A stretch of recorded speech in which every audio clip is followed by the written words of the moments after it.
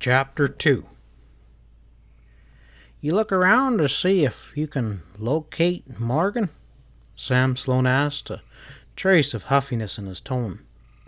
Pat looked at him with exaggerated dignity. "First thing I intend to do, now I've laid hold of these steers, is to drive 'em back home where they belong."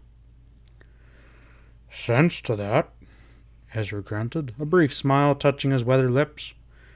"Let's get going." No more was said as they headed for the lazy mare's stalk towards Stephen's range and then rustled it along. Pat kept a narrow watch about them, not unaware of threatening danger even now, should the frustrated rustler be lingering around the vicinity. But they weren't molested. Early afternoon saw the recovered steers turned loose on their home ground. "Thanks a heap, boys," Pat said to his friends as they turned away. "I imagine you boys are heading for Dutch Springs and home? I'll ride into town with you, and we can dampen down the dust." They rode into the little one-street cow town an hour later, three abreast, their usual good-humored compadre restored once again. Friends hailed them as they passed down the street. If his companions remained unimpressed by all this attention following a recent adventure, Sloane made up for their reserve. He waved and sang out jovially a dozen times, exhibiting his genial and moon-faced grin. They were dismounted before the Golden Eagle when Sam paused, one foot still in the stirrup, his gaze fixed upon the streets. "Stevens," he muttered, never shifting his gaze for a second. "Take a look." Turning smoothly, his look followed the others. Pat was not greatly surprised to observe the object of their recent attentions, Ray Morgan, a couple 100 yards further along the boardwalk before Jeb Winter's general store. Just now Morgan was talking to a girl in trim riding clothes and divided skirt, her straw-colored hair curled out from underneath a cocky stencil. So preoccupied was he that he seemed oblivious to anything else about him. "Who's that he's buzzing?" growled Ezra, squinting out his one eye. "Old Zep Cowan's girl, ain't it?" "Yeah, it's Candace Cowan," Pat nodded muzzily. "Morgan's a fast worker, I'll say that much for him. She's one of the nicest gals in the valley." "You got it too, huh?" Sloane grunted approvingly. "Looks like she's almost begging Morgan to do something or other. Is he playing hard to get?" They watched a moment or two longer. It was certainly true that the girl appeared to be pleading with young Morgan, and just as plainly he seemed reluctant to comply with her wishes, whatever they was. "You figuring to step down there?" Ezra inquired. Strangely enough, Pat had not yet made up his mind, and his glance lingered on the young couple speculatively. Thus it seemed that he was looking that way when Morgan whirled without warning to swing heavily at a man who paused an arm's length away and knocked him down. Ezra and Sam saw it too. In unison, the three men started that way impulsively, striding along the boardwalk. The man felled by Morgan sprang to his feet with a bellow. Gnarled, raw-boned, and heavy-set, perhaps 20 years the other's senior, he appeared a formidable antagonist, and whipped across a white right cross which sent the redhead wheeling around. "Hey!" Sam exclaimed, startled. "That's Pike Taggart Morgan's pitching into." "Right the first time," said Ezra grimly. "And a grizzled old he-wolf he is, too." Pat was so far from disagreement with their findings, he drew to a halt to watch narrowly, his thick lips folded into a straight and narrow line. "Hold on," he told the partners in an undertone. "Let's just see how this comes out." Others were ahead of them. A dozen men surrounded the combatants in a loose circle, and more came hurrying forward. Pat noted that Candace Cowan held her place in the ring, her oval face pale without any other sign of distress. Her gaze was riveted upon Morgan's faintly freckled face, and just now a frozen mask of wrath and determination, Lean, almost to lankiness, young Ray was too shrewd to close in with his huskier antagonist. Hovering at arm's length, even while he carried the fight, he systematically slashed at Taggart's hard, bony cheeks and out-thrust jaw. It was a bitter punishment, but Pike showed no intention on retreating. Ramrod of the huge flag ranch north of the valley, he was a hard-biting character.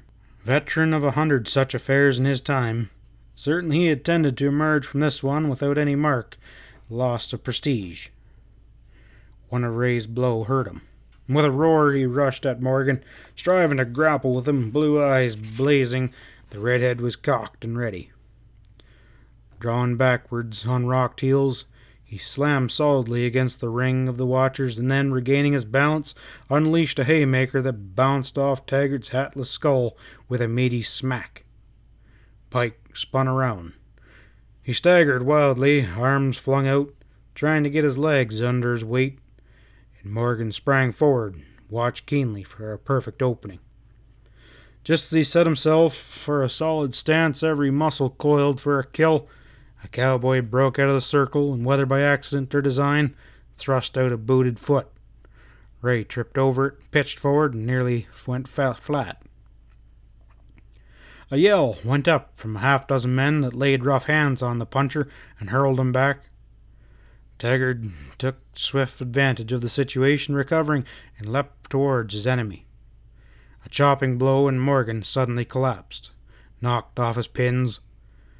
Torn face set, the flag foreman closed in on his victim. A boot lashed out, and a sledgehammer fist lifted, and before it could descend, an aroused bellow broke the taut silence. A big, broad-shouldered man crowded close. Iron fingers clamped down on Taggart's arm and wrenched him around. "What's the story here?" came a voice as harsh as a file. It was Jess Lawler, the Dutch Spring sheriff. Taggart scowled up with his rugged face thunderstruck, and after a pause he jerked back angrily, striving to free himself. "Let go, laggard." Jess relinquished his grip deliberately. "Stand hitched, mister," he rumbled a warning, "or I'll crack your neck. What's the idea of beating up young Morgan here, anyhow?" "Hell, he never," exclaimed a ruffled voice from the sidelines. "Morgan had him plumb groggy 2 minutes ago." "Yeah, till he was tripped by Pike's own flag punchers," another man interposed scathingly. Taggart brushed this attack aside stoically. "No matter who done it, he had her coming," he growled. "I near had Morgan then, and I'd have finished him too." Lawler surveyed him with severe impartiality. "You would, huh? Who started it?" "Morgan did. Damn him!" Taggart ripped out vindictively. "Jumped me without saying aye, yes, or no, as I was coming up the street. Ain't taking no shoving around from him and nobody else." If his rocky defiance included the sheriff, as it seemed to do, the lawman declined the challenge, rasping his chin in thoughtful silence. The gathered men moved, parting as Ray Morgan got unsteadily to his feet. Lawler turned to him heavily. "What's this about, feller?" he demanded. "You heard Taggart's talk." Staring hard at Taggart, the uncowed red-headed looked ready to jump the man afresh at a second's notice. "Sure, I climbed him." "What for?" "Ask him."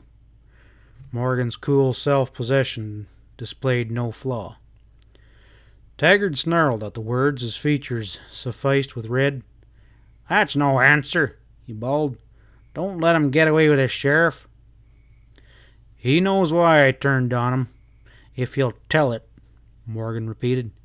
"You're damn lucky I didn't sink a slug into your rotten carcass, Taggart. You know that, too."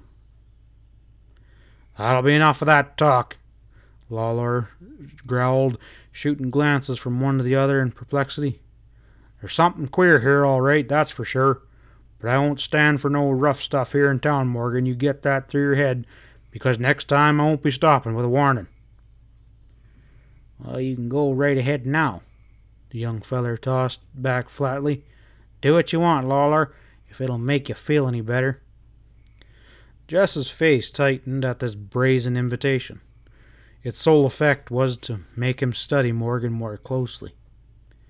"You mean anything special by that?" he drawled out. "I should smile, I do." Ray's retort was a drawl. "Inquire into what's behind all this, Sheriff, if you'll have it. If you carry this any farther, and you'll be doing me a favor, not Taggart. Or you'd have already suspected as much, perhaps." "Chase that dang little nuisance out of town, Lawler," exclaimed the flagging foreman with betraying haste. Jess Lawler scanned both of them with faint disfavor. Whether the pair were range rivals was a matter of indifference to him, used as he was to the endless feuding of cattlemen. Concerning his own stand, he chose to leave no uncertainty whatsoever. "If there's something between you, leave it where it started. I won't tolerate no rows in the street. You start another one, Morgan, and I'll see that you have time to think about it in private." It was his last word, and as he turned to shove away, the watchers, following his example, slowly drifted off. Hard-faced, young Morgan stood his ground, not moving out of his tracks, and it was Taggart who turned to lead his offending punchers away, ignoring the covert looks cast in their direction. Candace Cowan had disengaged herself with the affair on Sheriff Lawler's arrival and moved away. Pat saw Morgan's glance and searched about for her without result. "Now's your chance with the hombre, Stevens, if you don't intend to speak to Lawler about him," Sam muttered, nudging the other. "You aim to jump Ray about them cows, or don't you?" Watching young Morgan soberly from a distance of a dozen yards, Pat shook his head slowly and decidedly. "Not right now, Sam," he replied quietly. "Not now," he says. "Well," the little bantam snorted sarcastically. "Might as well forget her for good, then."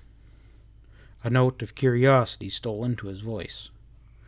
"What'll be holding you back, for goodness sakes?" Stevens calmly ignored. "It suits me to watch what's going on here without interference for now." "You mean you think it ain't over?" Salone's bushy brows arched. "Dang it, you heard Lawler warn young Morgan to lay off." Pat's thin smile was tolerant. "Who said it was Morgan that was pushing this thing?" he retorted. "I never suggested anything of the kind, and maybe I don't believe it's true, although I judge that boy to be pretty well able to take care of himself in a fight." It was more than Sam could swallow. "Well, that's right. We'll worry about him now.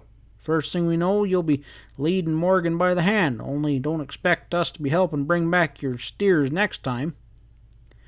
He turned to his lanky partner. "Let's go, Ezra.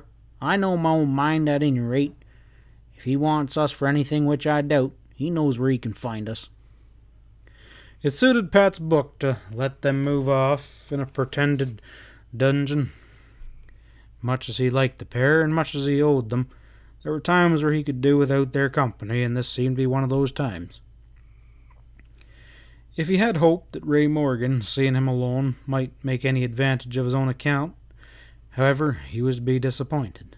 With Candace gone from view, Morgan turned away, going about his own affairs. Pat content with himself with keeping the other in sight at a distance, it being no part of his intention to call himself deliberately to the young fellow's attention. Morgan's chores appeared wholly commonplace as he moved around town, taking no pains to avoid running into Taggart, the flag foreman, nor, on the other hand, seeming in the slightest to court this.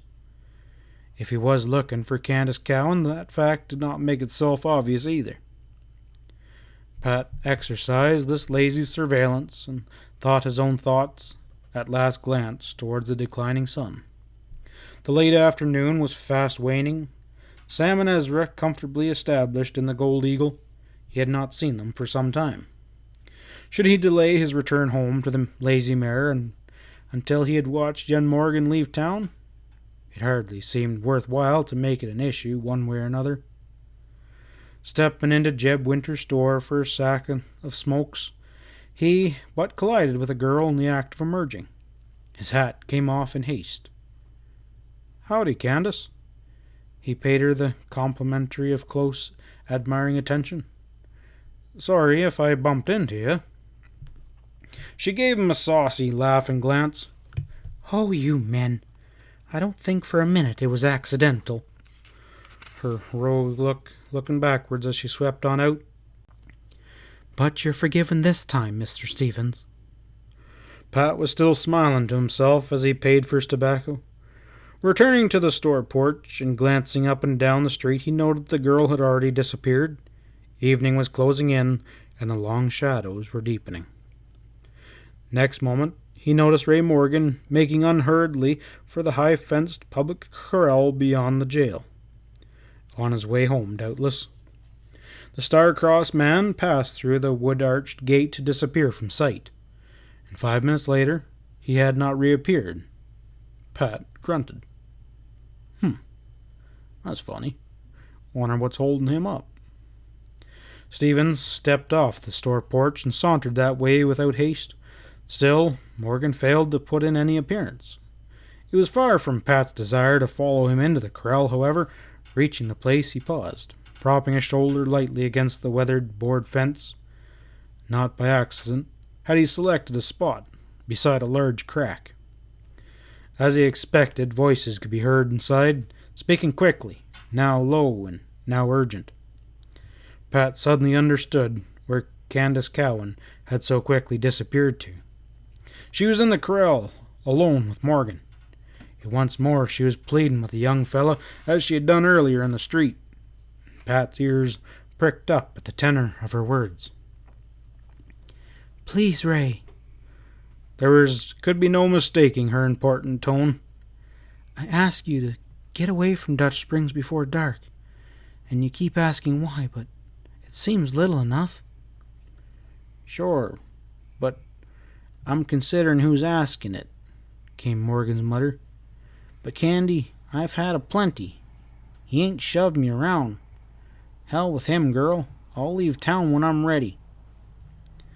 The girl's voice broke in so quickly as to make the words unintelligible, but from the strength of her plea, Pat drew his own surprised conclusions regarding the true measure of her attachment to this young man.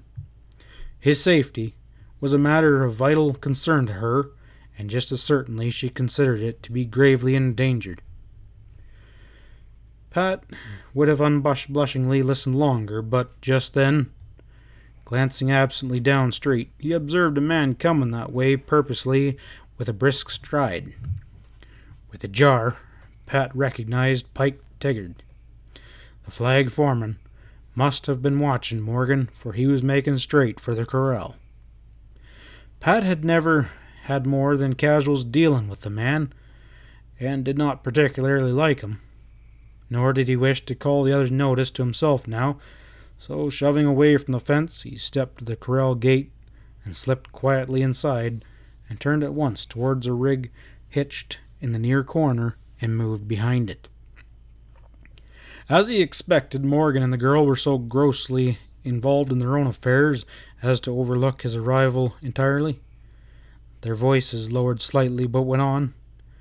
Pat heard Tiggard's boots scruffing on the entrance and paused there. Pat sneaked a look across the backs of the horses. It was gloomy inside this high enclosure, but not quite yet dark. Pike saw Morgan. His harsh face hardened, and he started forward. "Well, Morgan," Tiggard's voice grated like sand, "ain't pulling out with a little talk, huh?" Candace whirled and froze, staring at him. Ray moved apart from her without speaking. His whip-hard frame went taut, his bitter gaze fastened upon the flag foreman. "There's no need for talk," he ripped out. "We'll settle it here and now, Tiggard." It was obvious to Stevens that Pike Tiggard should have taken warning from this. He appeared not to do so, continuing his advance. "Oh, no doubt your friend will help us reach an agreement," he drawled. Only his beady, pitless eyes betrayed their real purpose. He was within a dozen feet of the two when Morgan abruptly leveled a condemning finger. "Stop right there, Taggart," he said thinly. "Not another step." Pike paused attentively, exaggerating surprise. "You don't trust me, boy?" His laugh was like a croak. "What you do, eh?" The last word cracked like a whip as he took another step forward. If he meant to crack Morgan's nerve, however, he failed significantly on his purpose. Without the slightest hesitation or change of expression, Ray went for his gun. Whether Taggart expected the move or not, he believed himself prepared for it, and his own hand blurred flashed into his hip. Morgan's Colt roared flatly before Pike got the gun leveled, and the weapon dropped from his grasp to bounce away. Taggart staggered back, grasping his torn hand with the other. "You shot me," he bawled. "Damn you! This is finished, punk." Morgan's gun barrel unconsciously lowered. He and Candace stared at the man. Before they could gather their wits, Pat Stevens burst out on them, running forward. "You heard him, Morgan. It'll be true if you're grabbed here now. Get that gun out of sight and pull out of here fast," he ordered curtly. Not yet fully comprehending what was taking place, Morgan shot a dismayed look at the girl, and he hesitated. "Never mind Candace," Pat rifled at him. "I'll look after her. You stir up your stumps, man. Make yourself scarce." "Ray, go, do as he says," Candace exclaimed. "You must know you can never face this out and win. Not after this afternoon." Suddenly alive to the situation, Morgan whirled. Raised voices could be heard down the street. In a matter of fleeting seconds, men had come running. Escape would be cut off. Ray sprang to his horse and whipped the reins free and rose swiftly to the saddle. The bronc reared and came down hard and then tore for the gateway. An instant, and horse and rider flashed through and were gone. A diminishing tattoo of flying hooves drifted back to them, and fast and fading in the distance. End of chapter 2.